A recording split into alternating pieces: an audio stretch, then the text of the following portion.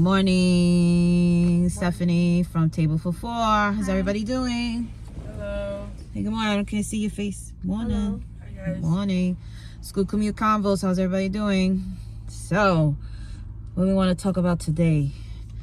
An interesting story about a 6-year-old in Virginia that came to school with a loaded gun and shot the teacher.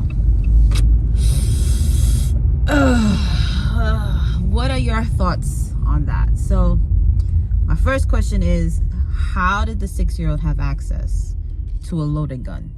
That's my first question. Probably the parents. Probably the parents, right? There's probably no way that the kid can just go to a store that has guns and be like, right, can I get a gun to kill my teacher? That doesn't work. Right. So the question is access. Like this is how I think of it and it was clearly in his reach because right, it was in his reach. And I don't know. I guess when it comes to gun safety, we're not even talking about amendments or the right to own a gun. That's not even the question of that. But the question is, how is it that he had access to it in order to bring it to school? So my man decided one morning to get up, put the gun in his book bag. I'm not laughing at what happened. I'm laughing at like what was the 6-year-old thinking when he woke up that morning. He was like, I don't like my teacher, so this is my intention for the day. And that, to me, that's very scary. That is very, very scary. Stephanie, what do you think? Me? Yeah, what do you think? Like, do you think that that's okay for a 6-year-old to come to school with a loaded gun to shoot the teacher? No. So, I know that you said that there was an incident that happened in school. yes. I don't know if you want to talk about that. You already spoke about it? You can talk a little bit about it just to see like how things of this matter can happen so quickly and escalate so quickly. You can talk briefly about it. Yeah. I won't say names, but I'll just say No. friend two. No, you don't have to say names. So I'll just say friend one, friend two. Mm-hmm. So friend one is a classmate in my school. So he always has a knife in his pocket just in case. I don't know how big the knife is. Unknown. Friend two was with him, and friend two used to be friends with him, and they still are friends. Last year they talked together. So friend two, right? He was in the crowd with high schoolers because he was trying to figure out what was happening to friend one. So friend one was fighting some of these high schoolers, right? So then his knife dropped out of his pocket, and then friend two was in the crowd with the high schoolers where he was fighting, and then friend one ran away. So then friend two was out of the crowd and ran away to the front of the school, and then he told me everything. So then after that, they started taking buses, they started taking cars. There was full-fledged adults chasing this child. Like, why? Like, just because of his knife out of his pocket doesn't make any sense. I think one of the people took it. So friend one was being chased, and I don't even know if he's gonna be at school today. I don't even know if he's gonna be there. Like, yeah, but here's the question: why does he come to school with a knife? He feels unsafe at school. He probably feels unsafe at school. Right. But that's what worries me. That's what worries me, that he feels unsafe enough to bring that. And then does he have his parents drop him off, or does he take? No idea. Does he take the bus and train? I think he takes the like public transportation. So now he has this with him on public transportation. Because I can understand why, if he's on public transportation, I can understand why. But now the seriousness of this now, it's like, why are we coming with weapons to school? Because we feel unsafe. Did that 6-year-old feel unsafe enough to be like, well, I'm just gonna go bring a gun to school? Because, however, the thing is that according to People magazine, it was an isolated incident. So it wasn't something like he had intentions to come to shoot up the school as other incidences has happened before. Was it an accident? I don't know. That's the thing. They're still investigating whether or not this was an accident. They're trying to investigate whether this was isolated.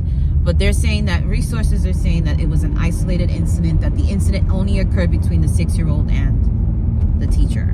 The teacher was in life-threatening condition. Now that the teacher is now in stable condition, which is good. So when thinking about life-threatening, meaning there could be some injury to a major organ and, you know, a lot of bleeding, things of that matter. But where did he shoot?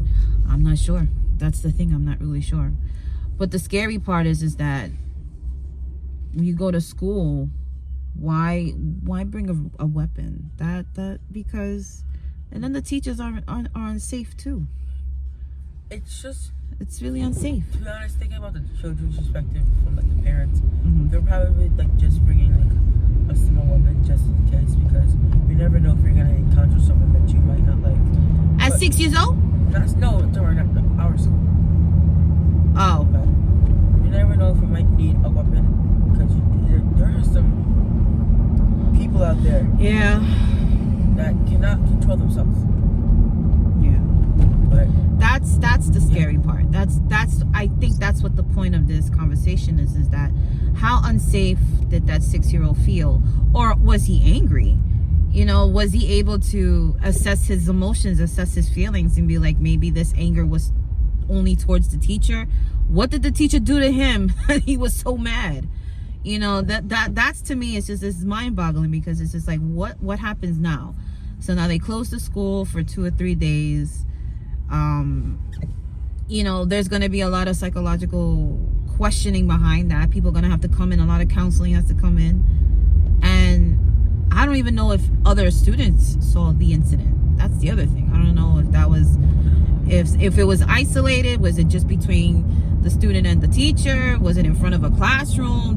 So those are all the questions that get in my mind. So now they're still investigating. But to me, it's just like, why does this 6-year-old have a gun coming to school?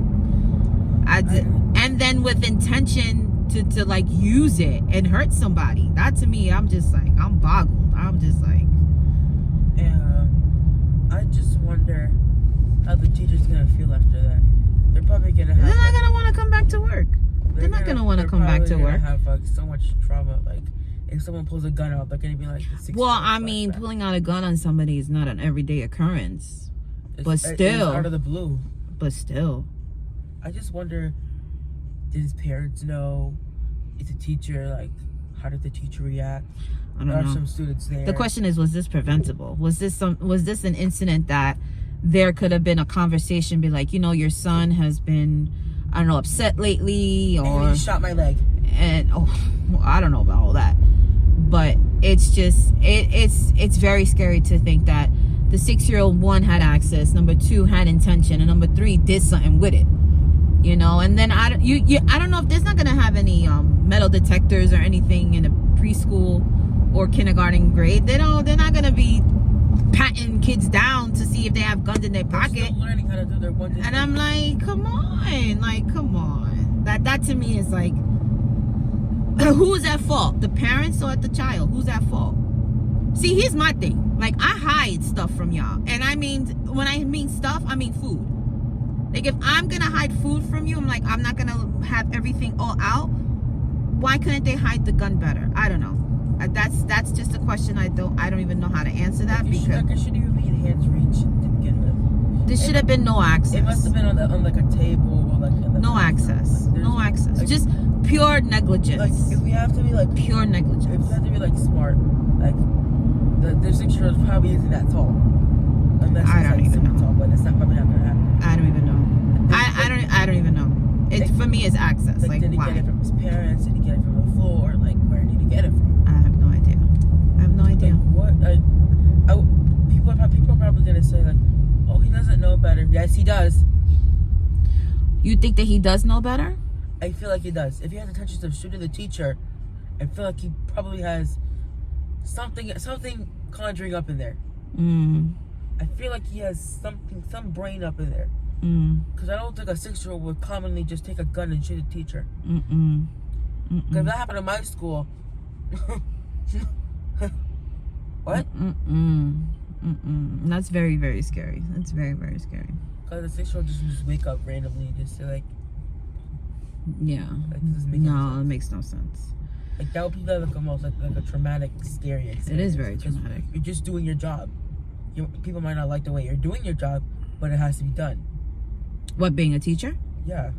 Because whatever being a teacher is hard, and then having this extra layer on top of it, worrying about your safety and one of your students coming to school with intentions of hurting you and shooting you, that to me is like, I feel terrible. An extra layer on the dangerous cake.